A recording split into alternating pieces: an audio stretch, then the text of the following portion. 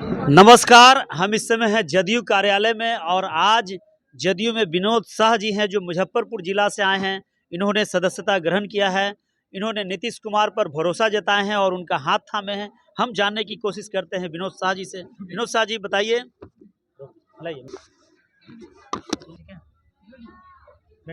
विनोद जी बताइए, आज आप जदयू में शामिल हुए हैं, कैसा महसूस कर रहे हैं? आज बहुत ही बढ़िया महसूस कर रहे हैं। उत्सव का माहौल जैसा लग रहा है।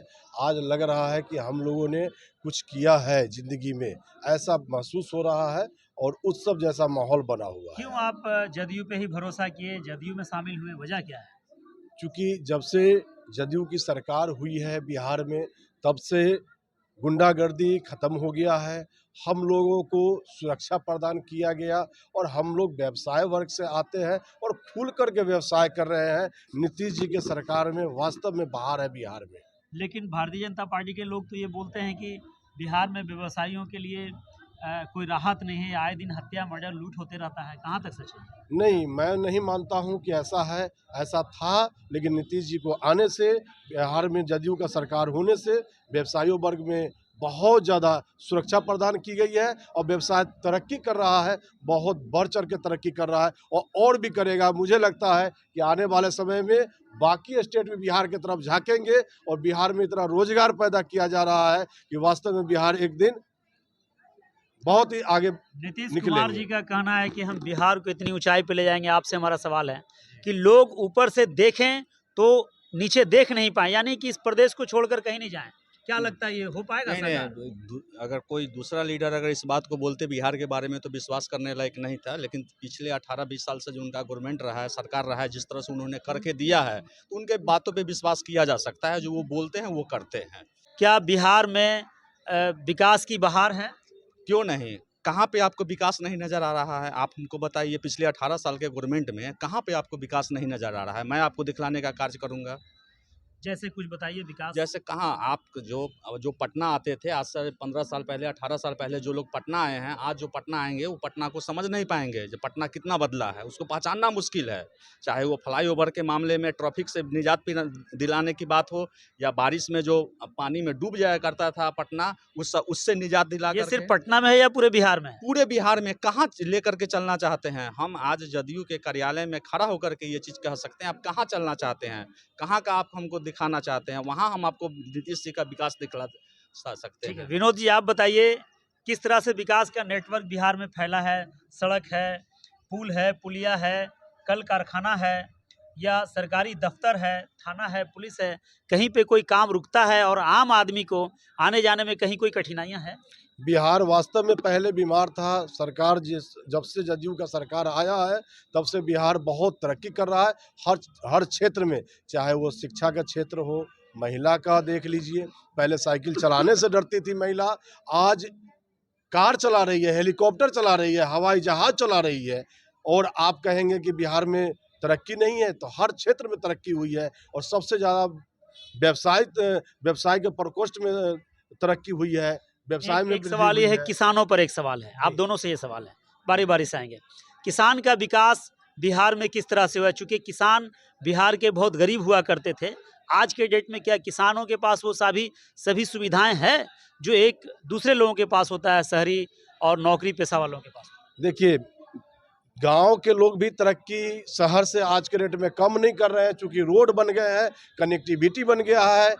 गांव से निकल के शहर तक जाने के लिए, ब्लॉक तक जाने के लिए सारा रोड की कनेक्टिविटी हो गई है। बिजली की व्यवस्था इतनी बढ़िया हो गई है और 60 पैसे, लगभग 60 पैसे यूनिट किसान को बिजली दिया जा रहा है, जो कि एकदम फ्री के बराबर है। इससे किसान भी तरक्की कर रहे हैं और सब्जी उगा रहे हैं और खेती के मामले में अन्नदाता, वास्तव में अन्नदाता है और उनकी भी तरक्की हो रही है।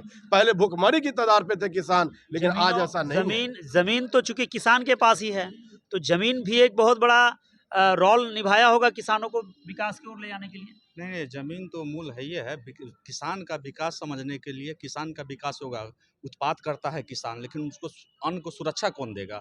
वो सुरक्षा देने का काम हमारे ये गवर्नमेंट, जो जदयू के गवर्नमेंट है, उन्होंने दिया है। इसको समझने के लिए आपको क्या करना पड़ेगा, जा करके कोल्ड स्टोर, पहले के सरकार में क्या कोल्ड स्टोर का हालत था, और अभी क्या कोल्ड स्टोर का स्थिति है। बिहार में जो पोल्ट्री फीड है, जो मुख्य फसल यहाँ 10 डिस्ट्रिक्ट जो है सो पूर्ण रूपेण मक्का पर डिपेंड है।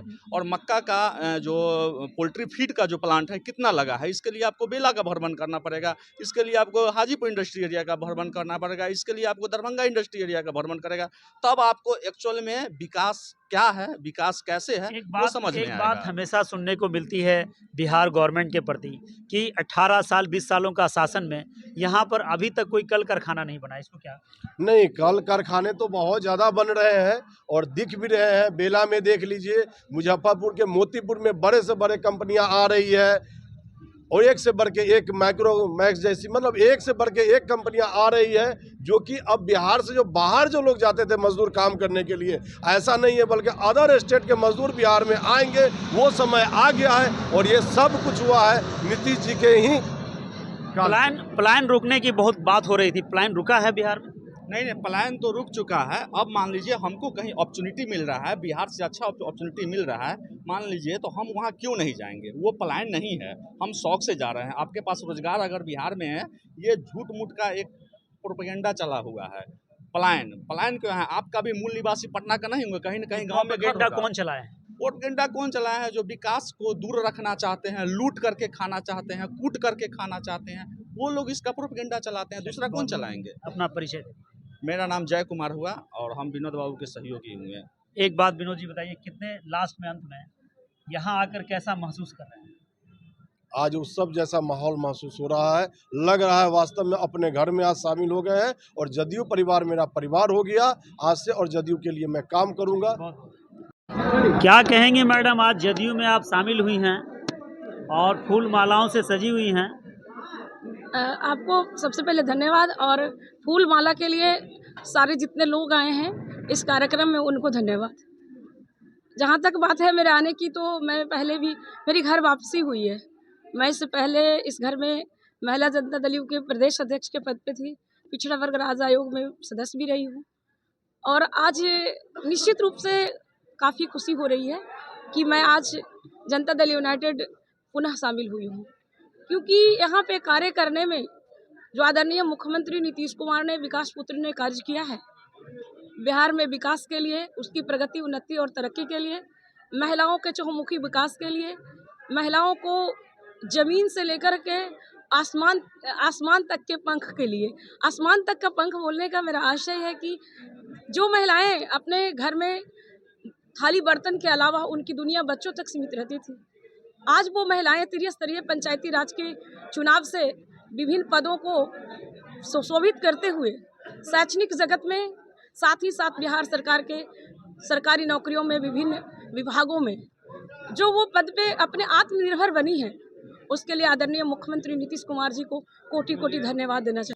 तो जदयू में शामिल हुए विनोद जी और उनके सहयोगी, इनका कहना है कि अब हम जदयू में आ गए हैं और जदयू हमारे परिवार जैसा है, हम यहाँ आकर बहुत खुद को संतुष्ट और सुरक्षित महसूस, ऐसा महसूस कर रहे हैं जैसे कि बरसों बाद जब लोग विदेश में गए रहते हैं और घर जाने की प्रतीक्षा रहती है, तो आज जब आप इस घर में जनता दल परिवार में आए हैं, तो जो खुशी हो रही है उसे शब्दों में बयान नहीं कर सकते। बहुत बड़ी बात आपने कह दिया कि ऐसा लग रहा है जैसे बरसों से बिछड़ के मिले हैं आज, है ना? जरूर जरूर।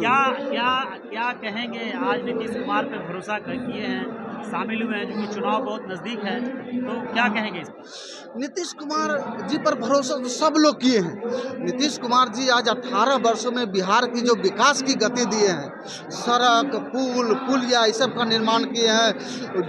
बिहार के किसी कोना से 4 घंटा से 6 घंटा के अंदर में पटना पहुंचने का जो रास्ता इन्होंने बनाया है, वो सब है। बालिका को पोशाक दे करके, बालिका को साइकिल दे करके, उसके बाद जो छात्र छात्राओं को प्रथम श्रेणी पर उत्तीर्ण होने पर उन्हें प्रोत्साहन राशि दे करके, और बिहार में कर्पूरी ठाकुर जी के सपनों को साकार करने के लिए, वैश्य समाज को सुरक्षित करने के लिए, अति पिछड़ा का मान सम्मान को बढ़ाने के लिए इन्होंने जो काम किए हैं वो अतुलनीय है, उसकी तुलना नहीं की जा सकती है। भारतीय जनता पार्टी का कहना है कि विकास कुछ भी नहीं है बिहार में, आए दिन खून है, हत्या है, अपराध है, व्यवसायिक वर्ग के लोग सुरक्षित नहीं, ऐसी बहुत सारी बातें बोलते हैं वो। देखिए, वो लोग बौखला गए हैं, भारतीय जनता पार्टी के लोग। वो भी नीतीश कुमार जी के कारण ही वो अस्तित्व में है बिहार में। इसलिए ये कहना कि नीतीश कुमार जी कुछ नहीं किए, भ्रष्टाचार बढ़ गया, ये ऐसा कुछ नहीं है। आज नीतीश कुमार जी जहाँ रहते हैं वहीं बिहार का वैश्य समाज सुरक्षित रहता है। इसलिए राम मंदिर मुद्दा बनेगा क्या 2024 का चुनाव का? ये इस विषय पर जो पार्टी के गणमान्य पदाधिकारीगण है, जो अधिकृत नेता है, वो उस पर बयान दें वो ज़्यादा भारतीय उचित जनता पार्टी रहेगा। के लोग कह रहे हैं कि जो राम को लाया है उसको जनता फिर वापस लेकर आएगी।